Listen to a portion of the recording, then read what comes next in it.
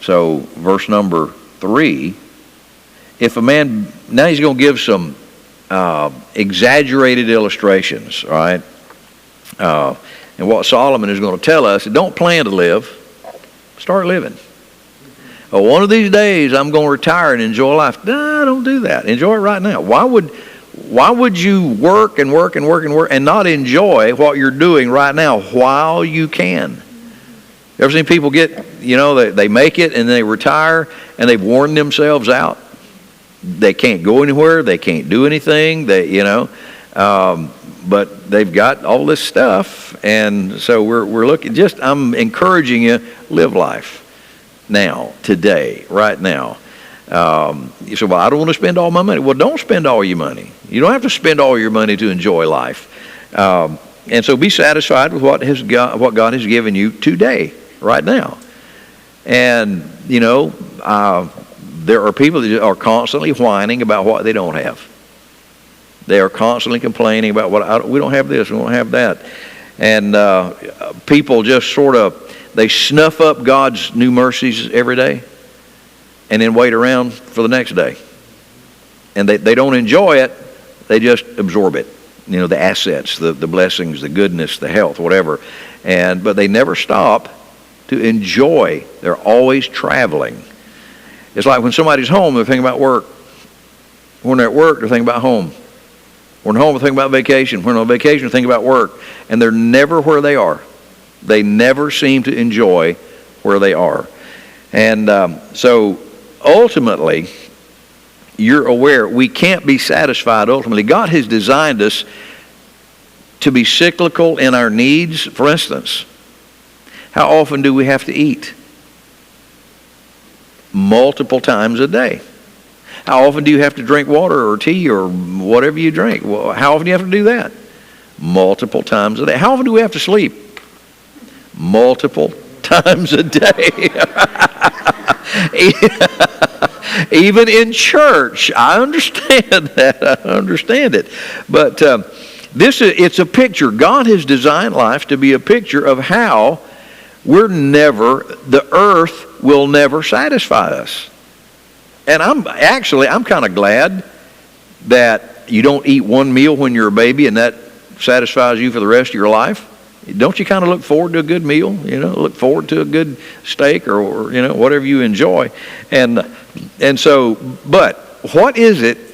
Well, let me ask it this way. Is there anything that is not connected to the physical world that you never have to repeat?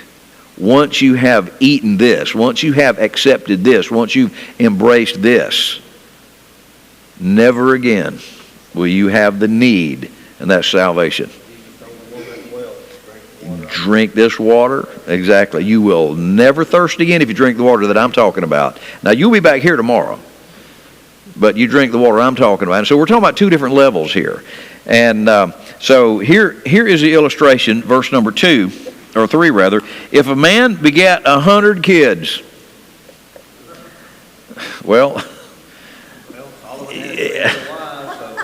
and Jeroboam his son had 88 kids, so he came close, but that was very unusual. So if a man begat 100 kids and live many years, so that the days of his years be many, and his soul be not filled with good, so that he have no burial. That means a proper burial. He has no proper burial. Now, question. Who is responsible for making the arrangements for the burial of Dad? You would think out of 100, one of them liked him. You'd think that there would have been some love and appreciation for him in the home, but nobody. So here's this guy. He's got all the money he would ever need. He's got 100 kids. And there's not enough love in the home to even give this man a proper burial. So he doesn't have a burial. Solomon, I say that an untimely birth is better than he.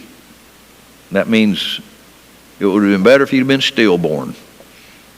If he had been born dead, it would have been better for him than to have lived this kind of life come to the end of life after having 100 kids, which in the Bible, a child was a sign of God's great favor and great blessing. And so God has favored this guy 100 times, plus with all the money and the wealth and the riches, but still that did not buy him honor in his family. It didn't buy the love that his family should have had for him. And so there's this untimely birth. Now look at Psalm 58:8. Psalm 58:8.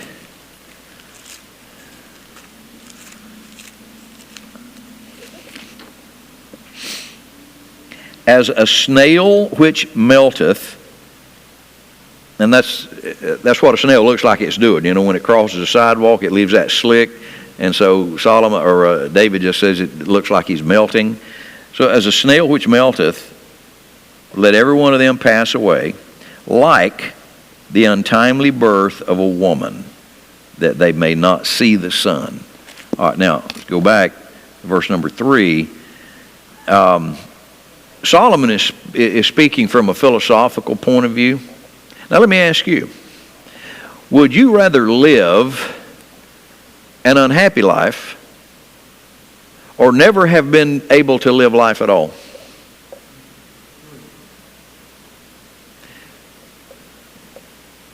That's a tough question. And to be honest with you, if I had to choose A or B, I would still choose A. And Solomon is not saying it's better. Well, we won't get into that right now. Okay? That's verse 4. For he cometh with vanity. Now this is the stillborn child. This is now what the baby is telling us. And departeth in darkness. This child he never sees the light of day. And Jews did not name stillborn babies because they didn't want the mother to attach to a name. I remember Bobby, they didn't want to do this, so they would name a stillborn child. And so here this baby is born, and it's just a body. It's nameless. It's lifeless. It hasn't lived any life. It hasn't known any family. It's not been. It couldn't play with its friends. I mean, it's a nothing. All right. It departeth in darkness, and his name, unrecorded, has no name, unremembered, shall be covered with darkness. Moreover, and he continues to talk about this stillborn child, he hath not seen the sun, nor known anything. This hath more rest than the other. Now that's a brutal view of life. But now, whose life is in his mind now? He has a lot of illustrations about vanity and emptiness and uselessness and all of that stuff. You know, the guy that has everything but is not enjoying it. Who's he talking about? He's talking about himself. He also knows I'm not the only one that suffers from this. That he knew wealthy people. He knew other kings from other nations that had all this stuff. And they were as miserable as he was. And so he's talking about himself here. Now let's look at another. This is an absurd illustration, but it makes the point. Yea, though he live 1,000 years twice told. Now how old is this guy? He's 2,000 years old. Okay, really? All right, so let's really make this point. If you live 2,000 years, now the oldest man in recorded history was who? Methuselah, and he lived 969 years. That's a long time, but that's not 2,000 years. Anyway, yet hath he seen no good. Do not all go to one place? Death is a great equalizer, folks. Everybody dies. Everybody dies. The 2,000-year-old man and the stillborn baby go into the same grave, go in the same hole in the ground. It doesn't matter. This kid he's never earned a dime. He's never had a family. He's never called his mama's name. He has never done anything. And then you got this guy that has lived for 2,000 years. And it'll tell how many kids he's got. No matter tell how many friends he has. Same exact end. And so death is a great equalizer. It doesn't matter what you have. You know, John Roy Goff died this week. One of our local colorful characters around here. John Roy died. And then, you know, we have babies that die. And the same event happens to everybody. We're going to die one of these days. And so verse number 6, though we live 2,000 years, if you've seen no good, do not all go to the same place, go to one place? And the answer is absolutely yes, they do. I think the great blessing of life, we have been blessed on multiple layers. Number one, being born in this country.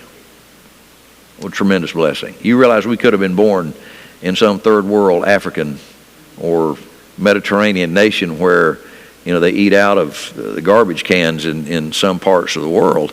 I'm glad I didn't have to go through that. I'm glad that we've had grocery stores. All my life, we've been able to go to the grocery store and have hundreds and hundreds and hundreds of choices of everything.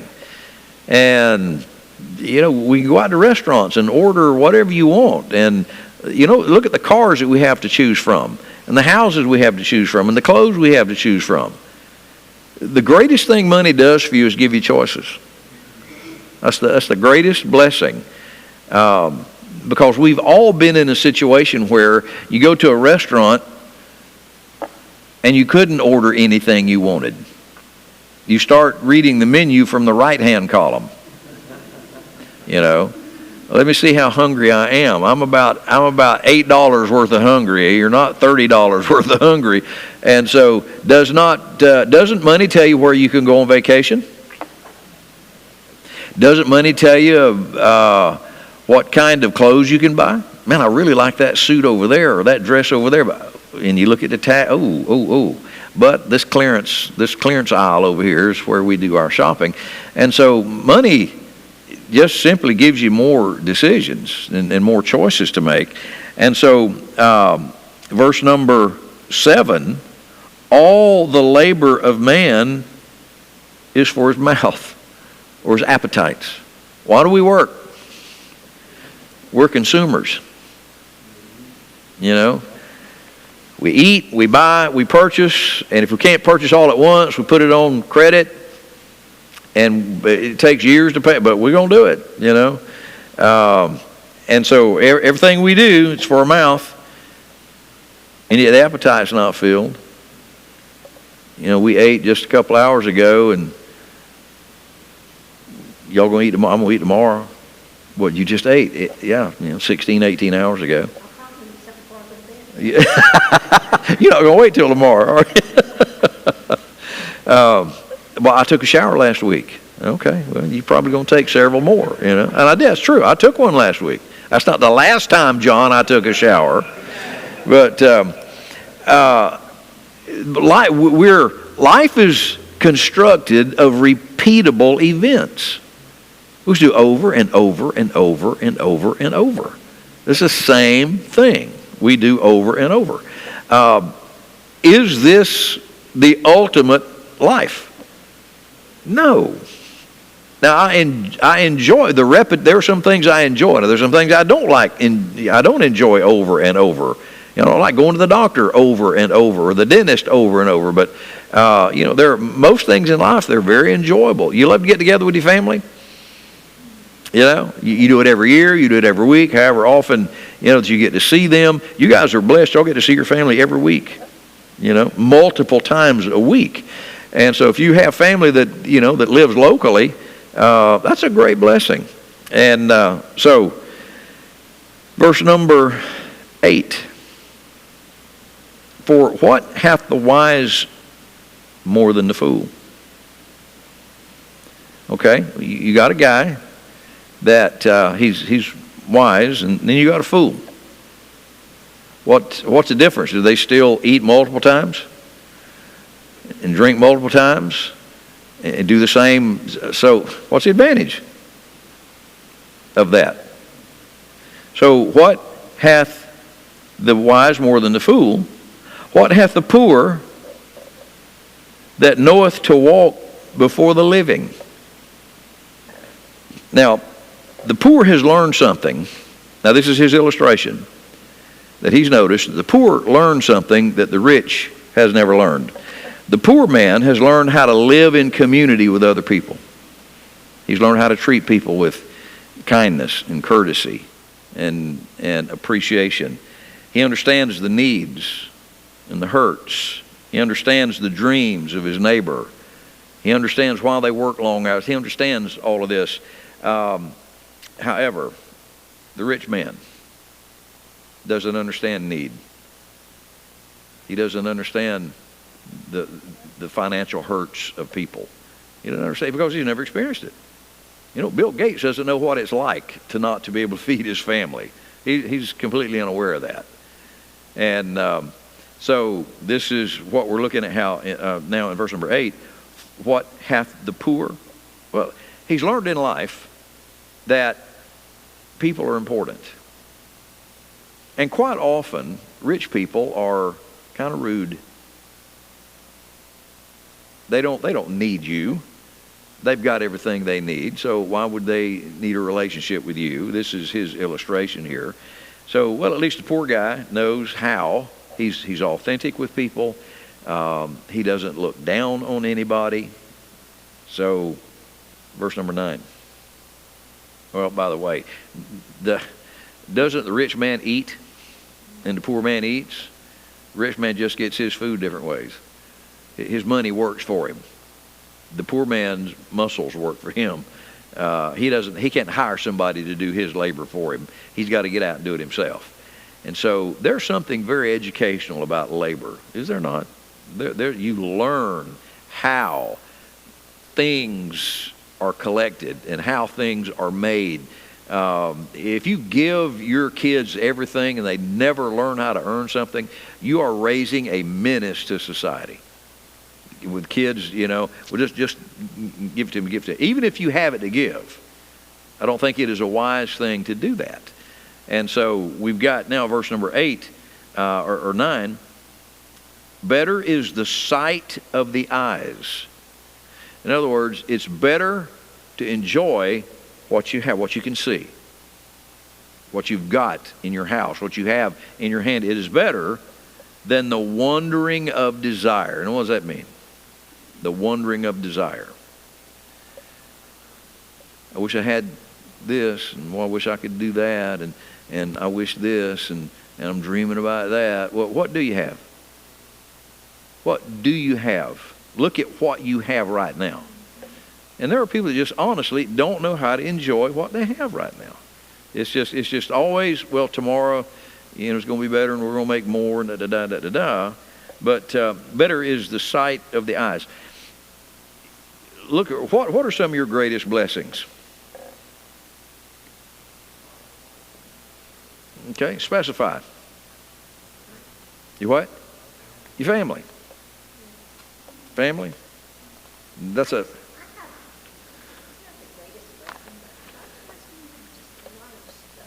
Stuff.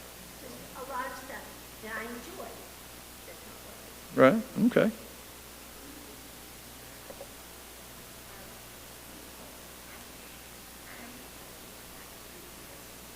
Okay.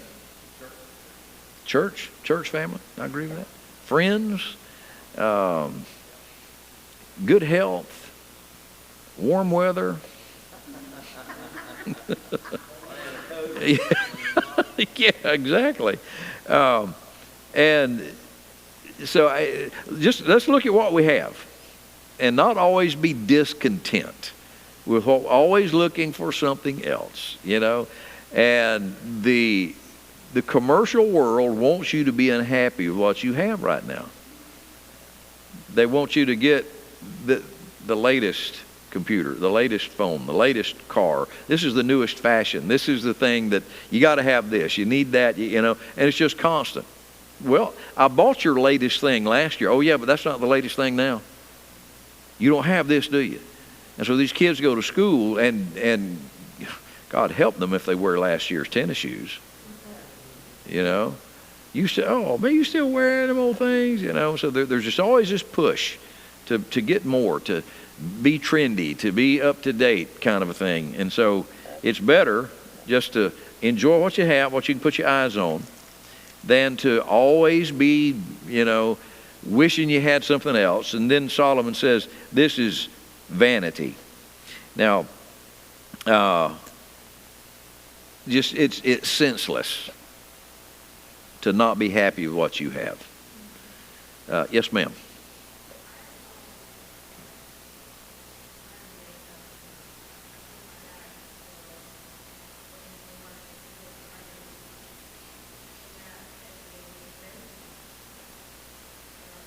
Amen.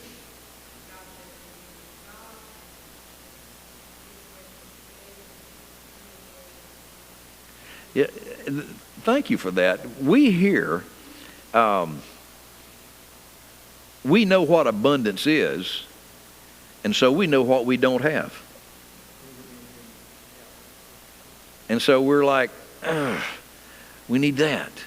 Now you go to a third world country. They don't know what they don't have. They know what they have. Some of the happiest people, and some of you that have traveled the world, you know, some of the happiest people I've ever met in my life were dirt poor. I mean, their kids had basically nothing, but they were as happy as they could be. They didn't know what they didn't have. Now, here, it's thrown in front of us all the time. You don't have this. You need this. You need to buy this. In the mail, email, text messages, television, just constantly advertising. You don't have what you deserve. You know, you can get this, and yes, ma'am. Yeah. Yeah. Now, if you give that to a kid here, they'd insult. Yeah. Yeah. But you know, when those boxes, that's a good point. When those Christmas boxes hit these countries where these kids have nothing, that is a big deal. But when you have everything, that is not a big deal, because other things are better than this. Yeah, exactly right. I think probably the greatest story that I've heard of the Christmas boxes is the child that I don't even remember if it was boy or girl or what was in the box, but something they got, either they couldn't use it or couldn't wear it, didn't it? And they were able to give it to another family member, their mom or somebody, and that gave them pleasure to be able to do that. Right. And that, On a scale of 1 to 10. Now let's draw this laser beam tight here. How happy are you with what you have? Are you right now a little bit disconcerted because there's something you don't have? You wish you just what? Do what? Is what?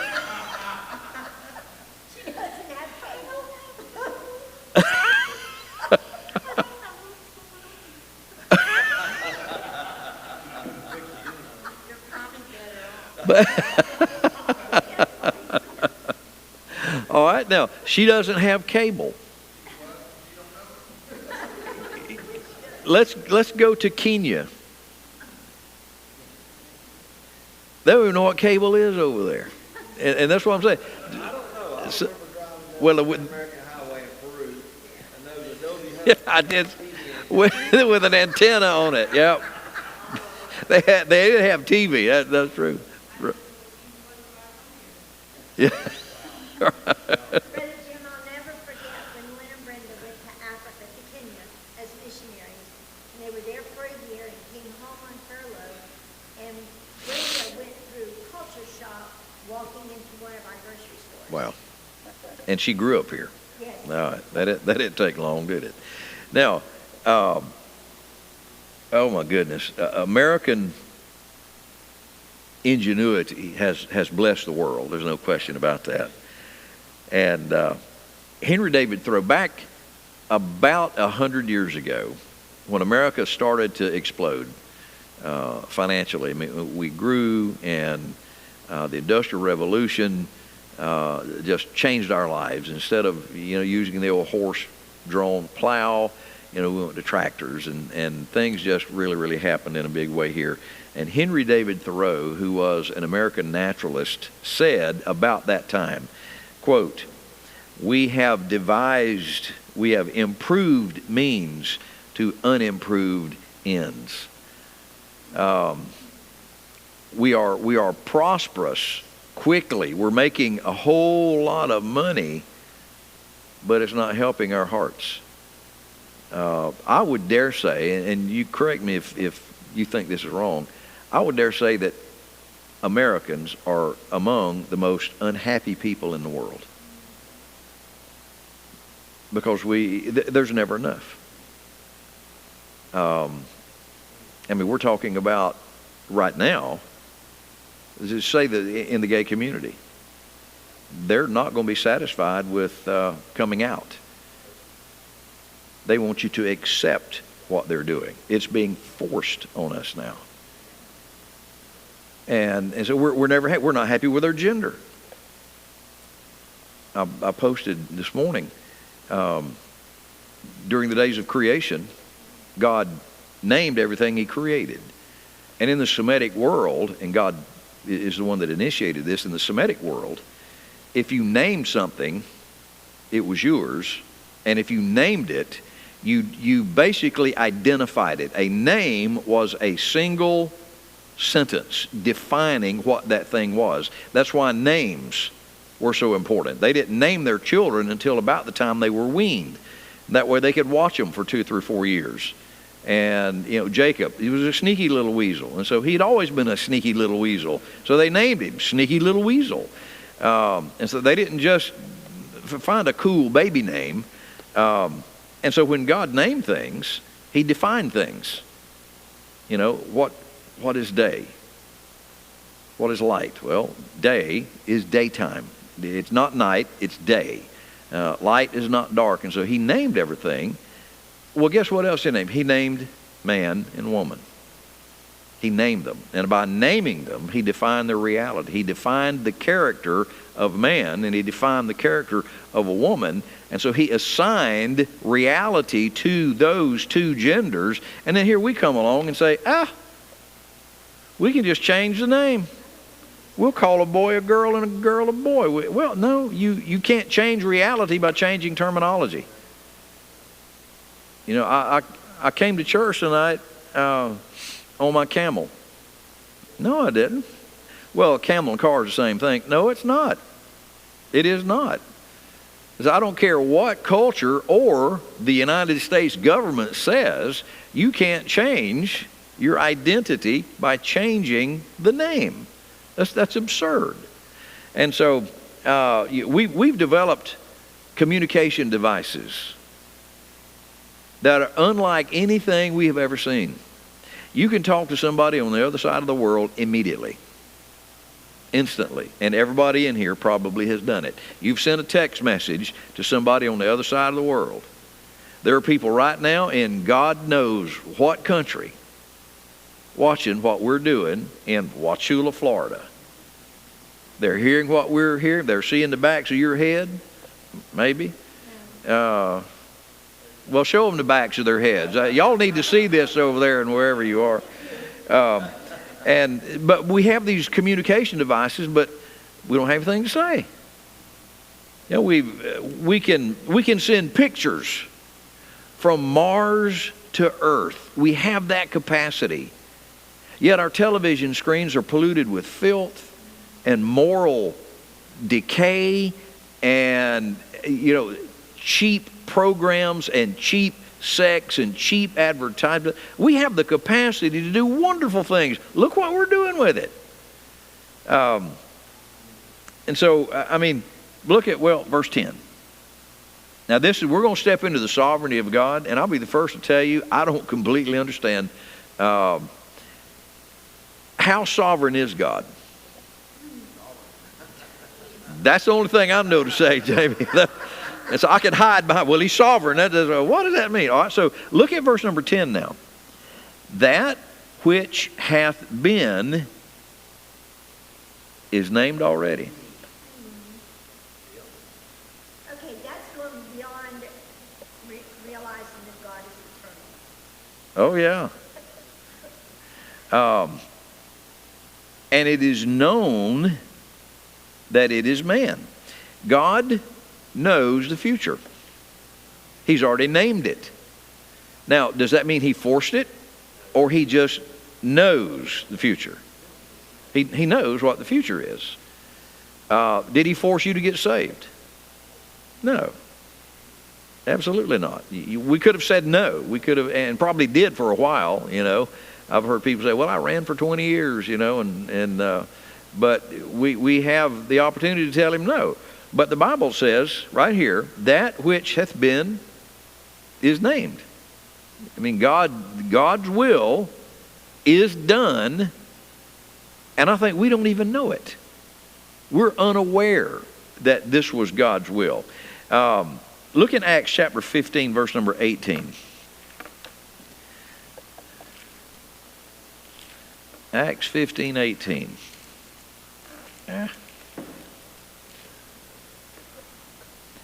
Known unto God are all his works from the beginning of the world. So did God know from the beginning of the world who would be in this building tonight in 2021, March the 3rd?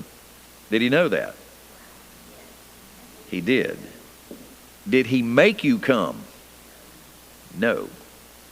Did he know we were going to be here? Yes. There were times I knew what my kids were going to do, and I didn't force it. Didn't for you knew them well enough. I know what you little weasels are going to do. Right. Jay? Revelation 21:3 is it's the end. It's the new heaven, new earth. And so it's still future. God knows it's going to happen. But to me, it paints a picture of the force that Revelation 21:3. And I heard a great voice out of heaven saying, behold, what's happening with God with men. And he will dwell with them, and they shall be his people. He'll choose them, and God himself shall be with them and be their God. Choice. That's why they're there. Mm-hmm. That's why they're in this position, in this new heaven. Because of the choice. And God knew that. Yeah, that's right. You know? So that which hath been is named already. And it's known that it's man. Neither may he contend with him that is mightier than he. In the book of Romans chapter 9 and verse number 20, should the thing formed say to the thing that formed it, what are you doing? You know, does the clay pot say to the potter, no, put the handle on the other side. And so God designed us to function in a certain fashion, a certain way. God knew every decision we would ever make. He did not force that. He just knew that. He was aware because he's God. And so why argue with him? Why did God do that? Why would you even ask that? That's just one of those unanswerable questions. Well, why did this happen? If God's a God of love, well, he is, then that disaster would have happened, but it did. God is a God of love, and that did happen. How do you explain that? Well, God is not the God of confusion. He's not the God of disaster. He's not the God of that.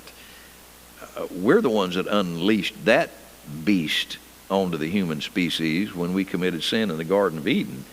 And so, I mean, why argue? Why debate? And boy, there are people that just love to get into these theological debates about the character and the nature of God. Why even bother doing that? You know? All right, look at verse number 11. Seeing there be many things, and the word things, oddly enough, is translated words. There are a lot of people, they just do a lot of talking, and they increase senseless absurdity. The word vanity. So, yakety, yakety, yakety, yakety, yakety, yakety, yak. They're griping about God. They're griping about what God does. They're griping about, the disasters in the world. And they increase senseless absurdity. What does that make him any better? Arguing, fighting, complaining? What good does that do you? None. So why do it? Why can't I just accept the fact God is sovereign? His will is going to be done. I don't have to like it. But I personally am convinced of this. If you're in the center of God's will, you'll love it. Your heart has been adjusted to the mind of God, and you will love it. Nathan? You do. You absolutely do.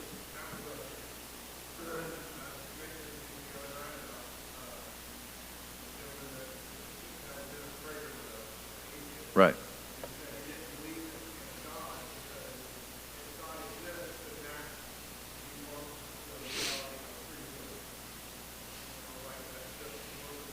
Yeah, it really is. God is the one who gave us the free will.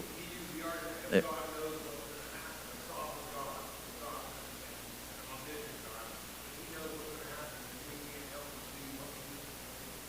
Completely false. Yeah. Well, what did he tell Israel? Choose you this day whom you'll serve. You make the choice. But here's what it is. Here's life and here's death.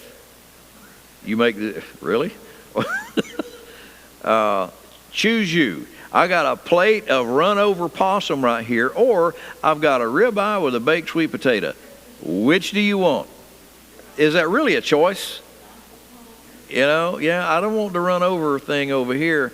And so, but I mean, that's the reality. There's life and death, folks. It's not, here's something that's good, here's something that's a little better. It's life and death. I mean, it's black and white.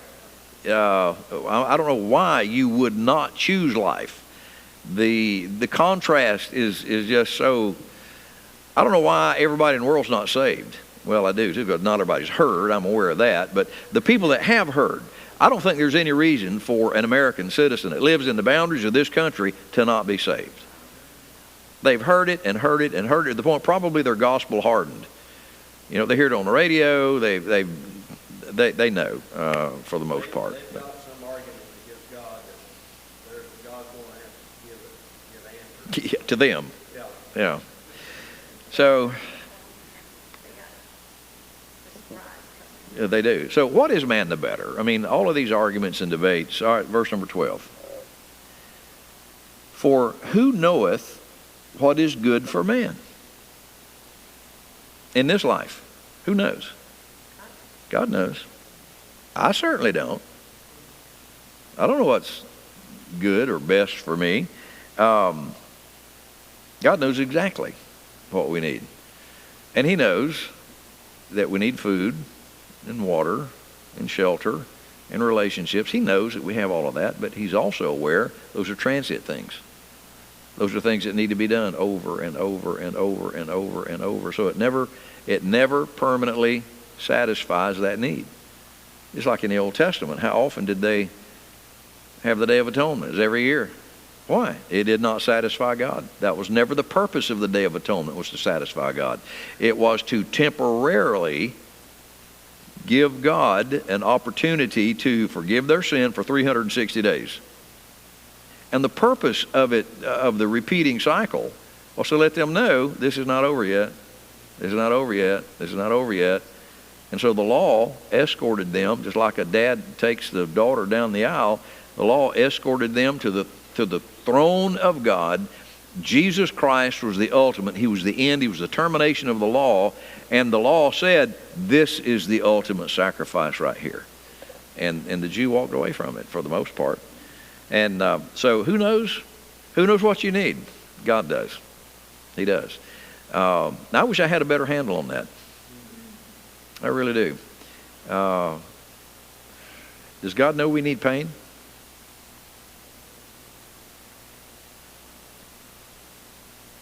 I think of Paul. Paul pops up into my mind a lot. I think he had ophthalmia. I think he had an eye problem. And greatest theologian that ever lived, probably greatest preacher that's ever drawn a breath in this world. Lord, would you take this away? Lord, would you take this away? Lord, would you please take this away? No, no, no. No, I've got something. And the reason that the Lord didn't do it is so Paul's head wouldn't get blown up and get all proud of himself. Paul, the great theologian, was that still a possibility with this guy? Apparently. He did turn Timothy away, and there were a lot of men that traveled with Paul that had to help him ride and were his companions. Yep. And he, being the brainiac that Paul was, he would have had a tendency to do it all himself. Well, the Lord picked him up in that third heaven and got stoned there in Lystra. And because of that was one, he said, lest you be exalted. Exalted above measure. Yeah. So what would have been better for Paul to have an eyesight or not? So, I wish, as a human being, that none of us would ever suffer any kind of pain. But who knows what we need? God does. You know, things would be a lot different if we had the choice to create certain events. Things would be worse. Because the Lord gave Job the opportunity. He gave him the job interview. You remember? Oh, okay. You want to be God? Okay. And he gave him the 64-question interview, and Job couldn't answer any of the questions. And he said, okay. Finally, Job said, you know what I need to do? I just need to shut up here. And that's exactly what Job needed to do. And so who knoweth what is good for man in this life? God does. All the days of his vain life, which he spendeth as a shadow. And the word shadow there means smoke. For who can tell what man can tell a man what shall be after him under the sun? So after you die, what's going to happen to your stuff, your assets, your family? How do you know what happens to all of that? Does God know what happens to that? God does. I don't know that. I don't know who's going to get my fishing stuff. I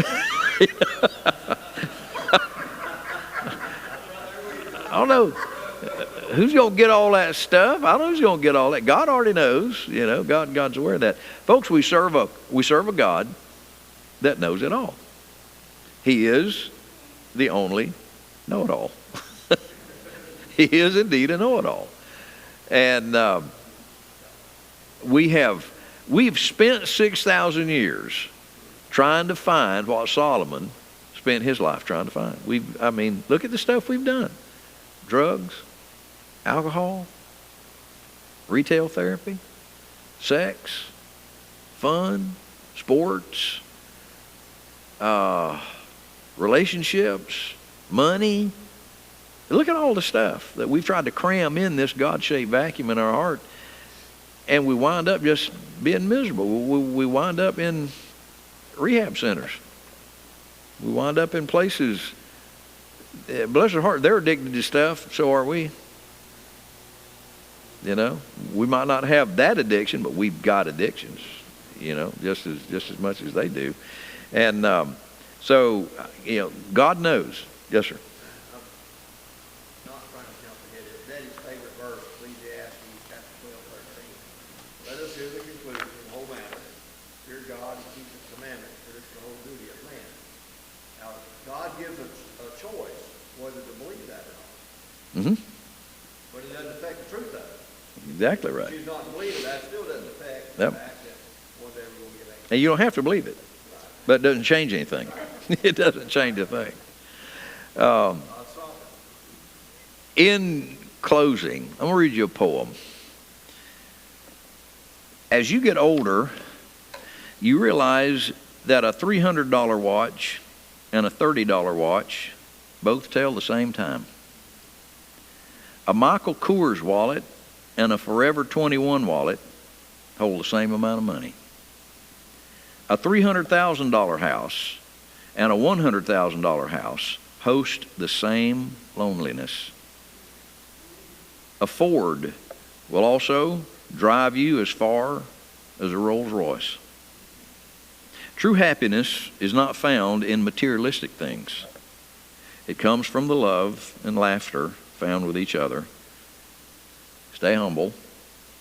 The holes dug for us in the ground are all the same size. So when we come to the end of life, same thing happens to everybody. And I look around here, and I know y'all fairly well, and I think you've lived lives of quality. And when I say quality, I'm not talking about you had a great income. I'm talking about you've lived a life with the understanding that the ultimate happiness is found in Jesus Christ. You could have done other things and perhaps made more money. But you, at some point in your life, came to the understanding that's not the ultimate purpose for life. The ultimate purpose for life is for me to be rightly connected with my Creator through Jesus Christ. And when you found that, I don't know what age you were, but you found what you'd been looking for all your life. And I've told you this before. I think the man that is an alcoholic is looking for God. The woman that is a prostitute is looking for God. The person that is addicted to anything is looking for God. They're looking for that ultimate thing that will bring them happiness and value and significance, and only God can do that. And so that's why we have so many depressed people in the world, and especially here in the United States, because our commercial culture has just pushed this stuff on us. Get this, and you'll be happy. Buy this, and you'll be satisfied. This is what you need. And you get it, and you're like, that's it. So I'm grateful that the Lord has revealed himself and has told us, here's the ultimate, knowing me. Knowing me. That's the ultimate in life. It really is. And I'm grateful that we have these other things. I really am. You know, I'm glad to have a safe house to live in and clean food. Aren't you? I'm glad we've got... We take baths and showers in cleaner water than most people in the world drink. I mean, we live in castles, palaces, compared to what many, many people in this world live in. It's phenomenal, and but we don't see it. I talk to Cheryl Soltis in the Missionary class of 2 or 3 times a week, and they bought a piece of property to put a church office where they were meeting. They were renting, and it was expensive. And Excuse me. so they got the men of the church, they got the materials, and they got the walls up. And I asked her, I said, is your house close to the new location? And she texts me back and she says, we live at the church. The church is That's their house. Oh, wow. They built a little room on the side, a bathroom, a kitchen, and that's where they sleep.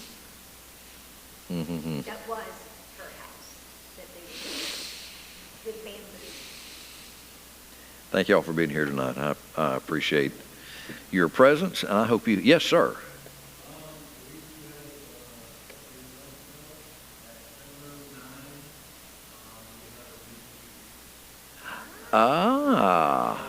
Finally. Very good. Well, congratulations to everybody. Yeah. Speaking of that, I made a couple of phone calls today to some of the couples, the mothers, and told them what we're doing for Sunday. I've got the 5 cards for Marshall's. John and I went there Monday, I guess it was, and we got those. So where is, I guess I can go to that flower shop down there by Cooper's, and get some flowers, and I won't do that until toward the end of the week, though. But we had 5 ladies that we talked about Sunday in our prayer group, young mothers that we just want to encourage them, you know. I mean, they got their hands full with their husbands, first of all, and then these babies that, you know, that's kind of a full-time job, raising babies. And so we just wanted we got them $20 gift card to Marshall's, and we're going to get them some flowers and have them come down and present those gifts to them. Just let them know we want to love on them on Sunday morning. Let them know we appreciate them. And What's the girl's name? Brandy? Braden. Ah. Reagan. What kind of call her Braden? Okay. All right. All right. All right. Well, let's dismiss. Y'all can go to the house and brave this freezing weather out there. Good night. John, would you pray us out of here, please?